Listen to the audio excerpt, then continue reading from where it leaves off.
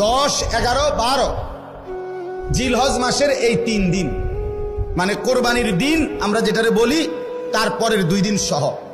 এই 3 দিনের ভিতরে যদি কারো কাছে 52.5 বড়ি রূপার সমপরিমাণ টাকা মূল্য থাকে তাহলে তার উপরে কোরবানি ওয়াজিব। 52.5 বড়ি রূপার দাম সর্বোচ্চ যদি 1000 টাকা করে হয় বড়ি, রূপার বড়ি কম, স্বর্ণের বড়ি বেশি। রূপার বড়ি 1000, 1200, 1300, কখনো কখনো 2700 টাকাও হয়।